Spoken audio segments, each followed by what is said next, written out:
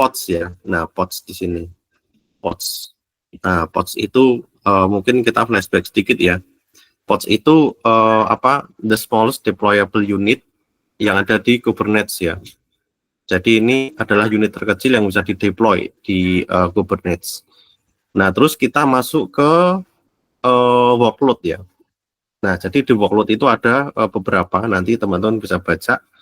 Yang pertama ada deployment, replica set, stateful set, daemon set, job, kemudian ini ada lagi cron job, terus ini ada replication controller. Nah, kita mulai dulu dari deployment ya. Nah, kemarin di task yang tugas 6 kemarin, tempatnya Mbak Ines itu udah pakai ini juga deployment ya kemarin. Terus kalau tempatnya Mas Christian itu service ya Mas, pakainya ya? Iya, Mas. Enggak ada yang pakai deployment ya? Oh, enggak. Enggak ya? Oke. Belum Ya, terlalu Bapak. ngerti soal itu. Jadi mungkin teman-teman juga agak bingung ya, karena aku juga sendiri juga waktu belajar ini juga bingung ya. Bedanya apa sih deployment, terus ada service, terus ada apa ini replika set dan sebagainya. Nah, hari ini kita belajar dua aja, deployment sama replika set ya. Jadi deployment itu bisa dilihat di sini ya.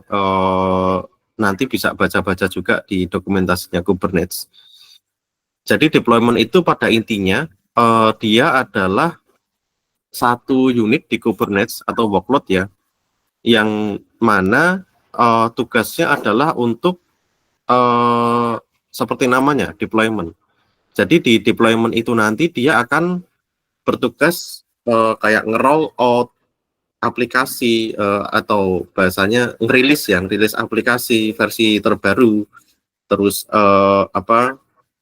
nge-manage agar si pods itu berjalan dengan baik. Terus juga ketika kita mau roll out itu nggak ada downtime seperti itu. Nah, mungkin teman-teman yang udah pernah berkecimpung di dunia coding ya, ketika ada rilis itu nanti teman-teman pasti mendapatkan sesuatu hal ketika itu rilis baru ya. Nanti ada downtime. Downtime-nya ya bervariasi ya. Misalkan ada yang 1 menit, ada yang 2 menit, ada yang beberapa menit gitu. Nah, dengan Kubernetes, dengan adanya deployments, ini kita bisa ngerilis aplikasi versi terbaru kita tanpa ada downtime, seperti itu. Nah, itu juga salah satu strategi kita ya dalam ngerilis aplikasi terbaru kita. Nah, yang bagus kan ketika nggak ada downtime ya, atau downtime-nya itu minim. Nah, cara kerjanya itu seperti ini nanti ya. Nah, ini kan deployment ya. Deployment itu isinya nanti itu pods ya. Ini ada node ya, ini node A, terus nanti ini ada deployment. Nah, si kotak-kotak ini atau segi ketupat ya. Nah, ketupat 3 ini tuh dia isinya pod. Jadi ada pod 1, pod 2, pod 3. Nah, ini namanya replika ya. Jadi satu deployment ini dia punya 3 pods replika. Seperti itu. Nah, nanti ketika ada rilis baru, misalkan nih ini apps versi lama ya. Nah, terus kita mau rilis si apps versi baru di sini.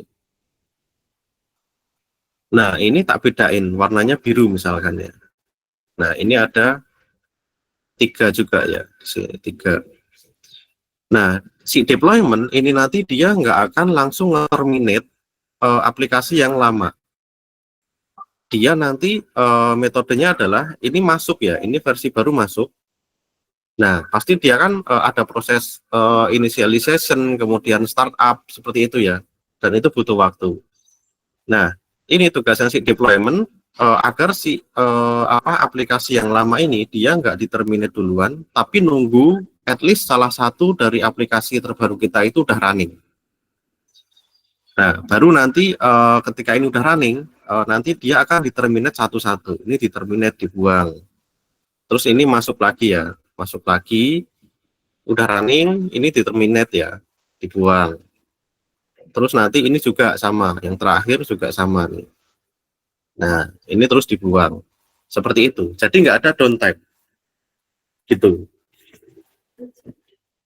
Nah, itu cara kerjanya ya untuk deployment. Nah, sampai sini ada pertanyaan?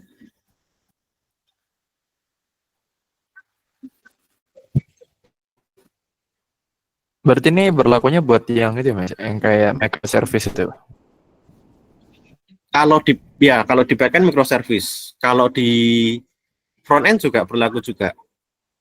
Pokoknya apapun aplikasinya ya. Gitu. Oh, oke. Nah, terus gini, mungkin ini masukan juga ya, atau mungkin koreksi sekalian ya untuk Mas Kristiano ya. Jadi deployment ini adalah Iya, fungsinya Mas. itu ya tadi sih untuk nge-manage aplikasi kita ya. Nah, nanti aplikasinya yang Mas Christian deploy di service itu nanti dipindah ke deployment ya. Gitu. Nah, Hmm. service nanti beda lagi. Nah, kalau service itu seperti ini cara kerjanya.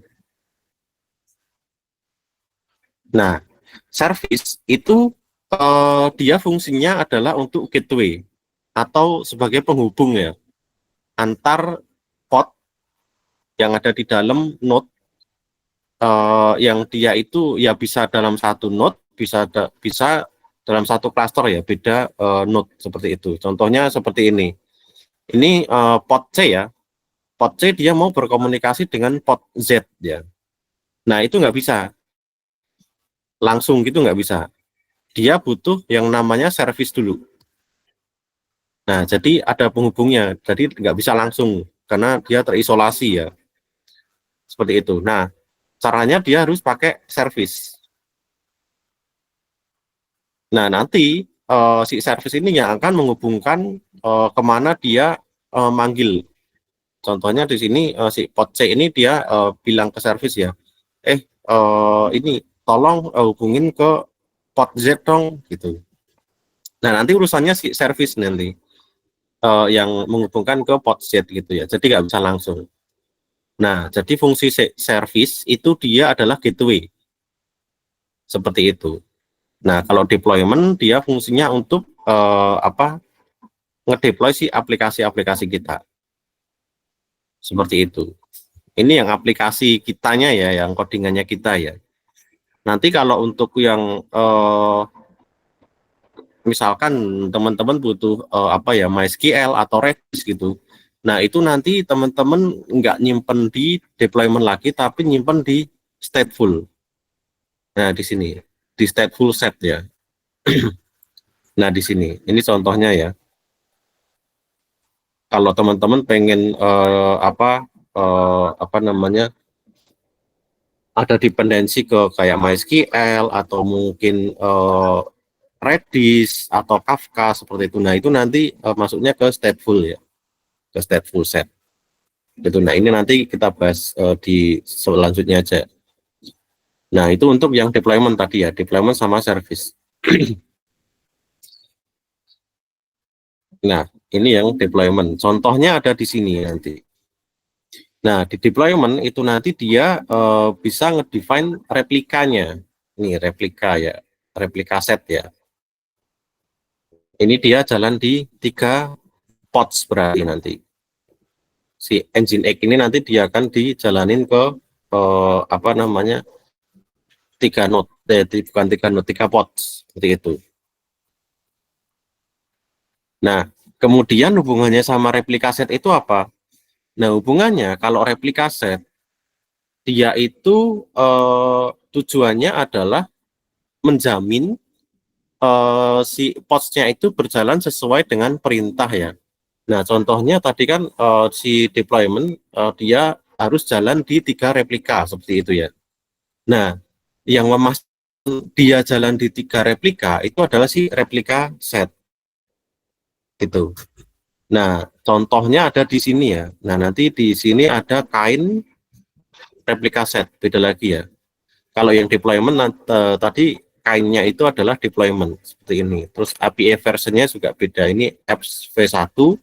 Kemudian kalau replika set sama deh kayaknya. Sama. Dia pakai API version yang sama. Nah, ini bedanya di sini nanti replika set. Nah, di sini ada replika ya. Ini dia jalan di replika 3 replika berarti. Terus kontainernya ini, nah udah sih gitu aja. Nah, ini nanti bisa dicek dari ini kubectl get replica set atau RS ya. RS ini bisa gitu. Nah, ini dia ada nama si apa namanya replika setnya front end gitu ya. Dia ekspektasinya ada di 3, running di 3. Nah, current-nya 3, kemudian yang ready 3. Terus ini age itu umurnya ya, dia udah running di berapa lama gitu. Seperti itu. Nah, ada pertanyaan nggak? Aku ada pertanyaan, Mas.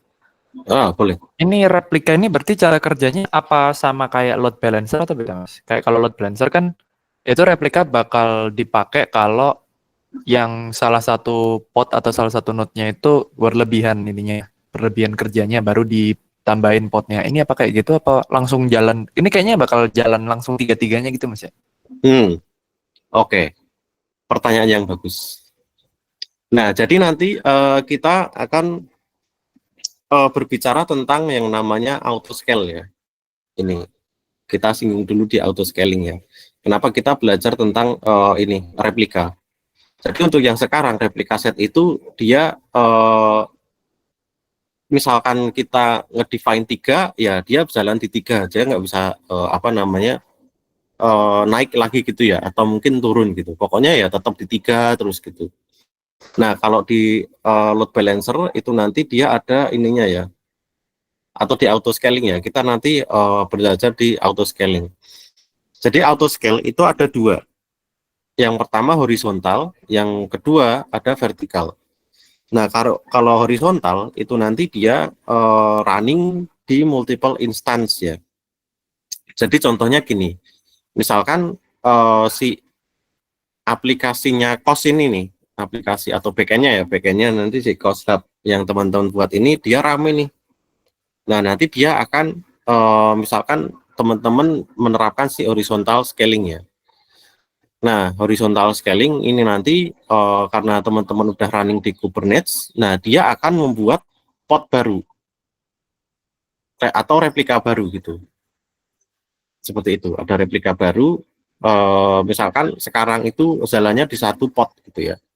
Nah, nanti dia dibuatkan lagi sama si replika set. Nah, replika set ini dia juga apa ya? Me, apa ya bahasanya ya? Memastikan. Nah, memastikan si backend ini dia akan jalan di antara minimumnya berapa, maksimumnya berapa. Jadi nanti kalau di horizontal scaling atau kalau di Kubernetes ya itu namanya HPA ya, horizontal pods auto scaler. Nah, itu nanti ada konfigurasi minimum dan maksimumnya. Bentar, contohnya seperti ini ya.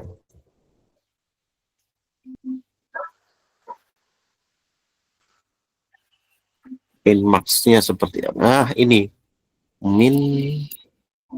Nah, ini ada min pods-nya berapa, kemudian max pod-nya berapa. Nah, ini juga nanti horizontal scaler itu dia fungsinya menaikkan atau menurunkan ya. Nah, tapi setelah dia misal katakanlah load-nya naik gitu ya dari satu pod, dia replikanya sekarang naik nih dari 2 gitu. Nah, itu yang apa ya, memastikan dia jalan di 2 pod itu juga si siapa namanya replika set seperti itu. Cuman untuk yang menaikkan atau menurunkan replika itu si HPA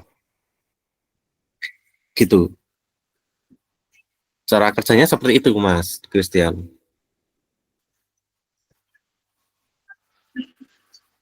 Berarti yang replika set ini tugasnya kayak memastikan kalau misal autoscalernya diminta biar potnya ditambahin atau instance-nya ditambahin jadi 3. Nah, replika setnya itu buat mastiin tiga-tiganya jalan gitu ya, Mas. Mm-mm, mm. Betul, betul. Tapi yang nambah nguranginnya tetap autoscaler. Autoscaler si HPA ini horizontal ya, yang horizontal. Oke, Mas, siap, Mas. Nah, ini contohnya ini.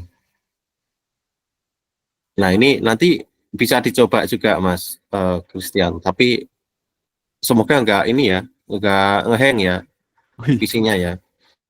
Ini ada konfigurasi maksimum dia 10 pot, terus minimum 1 pot ya. Nah, kemudian dia kayak di increase load-nya dengan cara seperti ini ya. Ada infinite loop nih di sini. Nah, di sini ada komennya, contohnya. Ini pakai PHP Apache ya. Nah, ini di sini. Dia di looping, di while gitu kan. Terus di apa namanya, di wicket ya. Terus-terusan seperti itu. Sampai dia itu CPU-nya naik ya. Nah, nanti dia akan naik nih. Di sini ada contohnya. Dia naik replikanya sampai ke 7 ya ini. Gitu. Semacam di stress test gitu, Mas, Pak. Betul, kayak di stress test. Betul, betul, Mas. Udah pernah stress test? Stress test ini sih, Mas, GPU sendiri. Oh, GPU sendiri. Iya. Betul kayak gitu, stress test. Itu contoh yang manualnya ya. Nah, ini contohnya nanti kalau misalkan mau pakai HPA. Ini ada contohnya di sini. Nah, terus kalau untuk kita coba ya ini.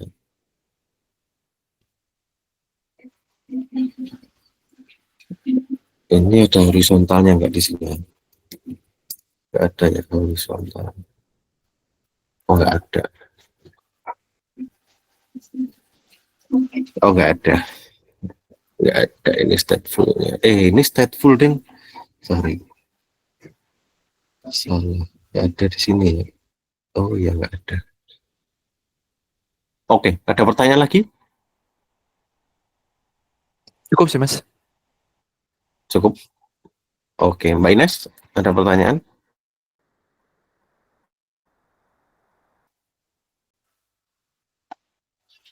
Belum. Yakin ya, belum ya? Alright, kalau belum ada, mungkin itu dulu ya. Itu aja. Nanti teman-teman bisa baca di sini kubernetes.io ya. Nah, di sini nanti masuk ke documentation. Nah, di sini ada nanti getting started atau yang mau dari mana bebas. Nah, kita sampai ke sini, ke workload ya. Dan ini kayaknya nggak semua sih nanti, kayaknya nggak cukup sih. Teman-teman sampai kapan tuh? 16 April ya? 11 April, Mas. 11 April. Iya. Lastnya 11 April ya? Iya. Wah, sebulan lagi dong berarti. Iya. Oke deh, nanti kita sampai ke service aja paling ya. Terus habis itu masuk ke AWS. Semoga kekejar deh. Oke, itu aja dari saya. Kalau nggak ada pertanyaan lagi, mungkin bisa kita tutup ya. Thank you, Mas Christian dan Mbak Ines. Terima kasih, Mas. Bye-bye.